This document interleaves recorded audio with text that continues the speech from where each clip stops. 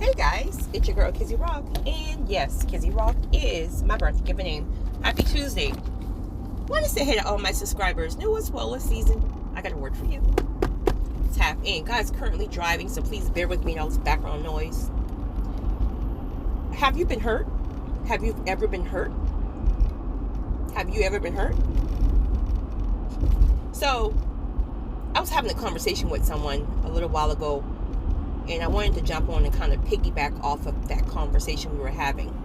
So I think most people, if not all maybe, have been hurt to some type of degree in their lives, let it be romantic relationship, partnerships, marriages, other type of relationships, whatever. But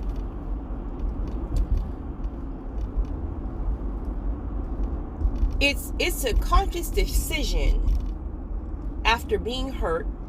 If you are going to allow a person, one person out of all these people in the world, to have that kind of leverage and control over your life, where you are truly afraid to love again, afraid to even attempt a healing process, right? You're just in this sunken place and you're stuck there. And now we're not speaking about somebody who just recently been hurt. I'm talking about people where years and years have passed and they're still in this sunken place where they've been hurt so bad that they're so traumatized that they will they vow to never ever try to go on with life and meet other people or whatever. And then you got more of the extensive hurt where people have turned into alcoholics or drug addicts trying to mask that pain. Never give somebody that kind of control over your life. That's too much power that you're giving a human being, right? So of course you're going to need a healing process. There's no doubt about it. Because if not, and sadly most people won't do that. They'll just kind of jump from person to person. And now you're traumatizing the very person that God could have potentially brought into your life because you refuse to sit down and have a healing season. It is your responsibility as a person to know when you need to heal. But most people won't do that because, again, I was talking to Dr. Umar. Dr. Umar was just saying that how at the end of the day, when you have to be still, when you have to be single, that means you got to sit in your own stuff. You got to sit in your own trauma. Things are too quiet. You got to sit into your own trauma, your own vices, all that stuff. So it's easy to just hop from person to person because it keeps you busy. Your mind is all over, you know. But it's your responsibility to heal because you're going to be accountable if you are intentionally going out here and hurting people. You may not think you're doing it intentionally, but really it is. Because if you know you've been hurt, if you've been wounded, and you feel like I'm never going to love again, I'm never going to, then it's your responsibility to recognize that versus signing up for something knowing that you're not emotionally available. Instead, you're just trying to mask that pain in other ways. And now you're involving other people, right? And it truly may not even be your intention. Your intention is not to really hurt somebody else, if you will, but you're doing it unintentionally, but it's still intentional. I think that makes sense. I don't know how this.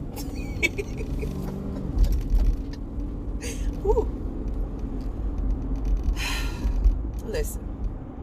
Somebody asked me that the other day. Like, has he ever been hurt before? What do you mean if I haven't been hurt before? I'm a whole woman. I'm a whole grown woman. If I've ever been hurt before, if I've ever been cheated on before, what do you mean? What do you mean? But I'll tell you this. I'm not sitting up in no sunken place. I'm going to take my time, right? I'm going to grieve you. You might get a solid month of tears and whatever. You might get a solid month. Oh, but your girl getting back up. You're not about to have that kind of control over my life where I am literally against being open to moving forward. No. Hell no. And you will hear about it if you're listening.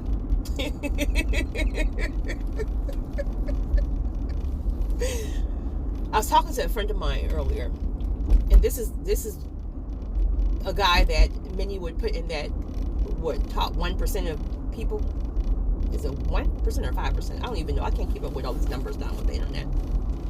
And he was just telling me, he's like, Kizzy, like on some real stuff, like some real stuff, I know I'm messed up. Oh, I know I'm traumatized. I've been hurt. I've been hurt one too many times, and I'm all messed up. And I was just telling him, I was like, listen, that's real. I think more people, listen, you probably got 90% of the people, I don't know if that number is correct, I'm just saying, 90% of the people in the world has been messed up one way or another. Either you've not had your heart, somebody cheated on you, right? You might have been traumatized in childhood, you got your heart break one too many times. Like, it's life. Life be lifing. If you've gotten to escape some type of heartbreak, you better consider yourself blessed, or you just haven't lived long enough. But the fact that you recognize you've been hurt, do you know how great that is? Do you know most people can't recognize that, or even if they recognize it, they won't even admit it? Like, that's top notch. Okay, so now you recognize it. Now what are you going to do about it? Right? Now you connect spiritually and you ask God, what does your healing process look like? Because every healing process is different. What does your healing process look like? Does that mean stay single for a while, so God can really work and mend and heal that heart, and then to help you understand, why are you choosing a certain type of woman? Why do you keep choosing a certain type of woman? Right? You allow God to heal you, and then allow God to cap that hurt, and that takes time, I'm sure, right? But you got to start some type of healing process if you want to move forward. I think a lot of people, because they're so used to hopping from, because people don't want to sit in the single season, or, you know, they want to hop from person to person. But hop from person to calling, right? Hop from person to calling, because within that calling, like, just walking in your purpose and your calling, you're going to like develop so much stuff. God is going to develop you and heal you in that process, and then your person is going to actually find you. Thank you. While you're in your purpose and your calling. But I just want to encourage you guys, like, please don't, if you've been hurting, I know it's a lot of people. It's a lot of people, right? A lot of people. Some people are probably going through it right now. I can feel it in my spirit. Somebody's going through it like right now. Like, you're in the thick of this heartbreak. Take the time to grieve. Don't let anybody tell you that you got to get over it immediately, right? Because we all love differently. We all hurt differently. So take the time you need to grieve. Connect spiritually. Turn everything off and connect spiritually. Stop trying to get back something that God have interrupted. So if God has, shook it up, just leave it be. Don't try to get it back. Just because once you sit and connect spiritually, God will reveal to you why he had to interrupt it. And truth be told, you already knew it wasn't it anyway. You knew that wasn't from God, right? But we want his people. And now you're in a situation where it's like, because you answered the call, now God ain't about to let that stuff continue. See, before you answer the call, God, you can just do whatever you want to do. You maintaining that stuff on your own. But when it comes down to answering the call, God is going to interrupt everything that is not a part of your destiny. And that looks like removing people, places, and things, just to get you in alignment with your purpose and your calling. So when God starts removing stuff, it feels so much like punishment, but he has to remove it because that's not a part of your destiny. Before you answer the call, we accumulate things on our own. Like, we make all these decisions on our own, person, places, things. But that's before you answer the call. This is why once you answer that call and you start walking towards your purpose and your calling, or you trying to follow this voice that you hear, honey, your whole world's going to be shaken upside down. But once you get through your healing process, ask God, what does he require of you in this healing process? That can look like a lot of things. He may tell you to move. He may say, change your number. He may say, don't you reach out to, especially if it's narcissist, don't you reach out to a family member. Don't you, like, God will tell you what to do. He will convict you every time you try to do something that he doesn't want you to do. Your job is to pay attention to your convictions. Within this healing process, this is when you're going to discover your true purpose and calling, because now things are quiet. Now God have your attention, right? And you're going to fall so in love with God during this time that you're not going to even be desperate for a man or for a woman, because you're going to be so fulfilled. And I think this is why a lot of people, they're in that desperate state, because they still haven't really tapped in to their purpose and their calling, because they haven't given themselves a time to sit in a healing season. In a healing season, God will transform your life. And then once you come out of that healing season, right, then you're more stabilized in your purpose and your calling. Now God can send your true person, because you need a partner now, right? If that's God's will, you need a partner now where God can take and magnify this thing. So if you're going through that heartbreak, if you're in the thick of this thing, just know that God is working something out.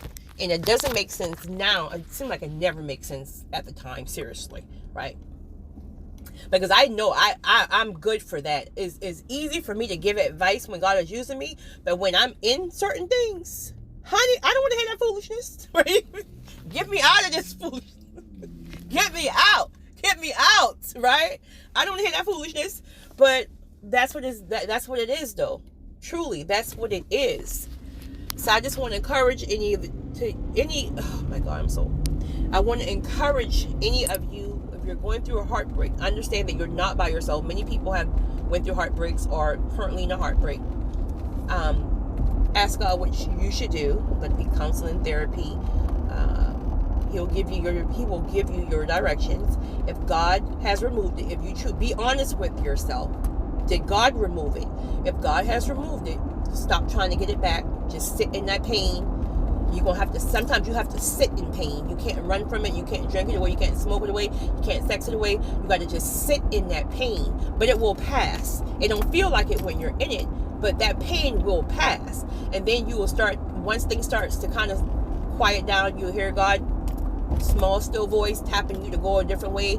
He may say relocate. He may say start this ministry. He may say do this, do that, or the third, but that's going to be in preparation to how he's preparing you for your destiny.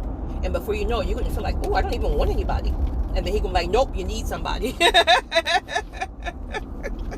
I wanted to share that. You guys have a great one. It's your girl, Kizzy Rock. Hey!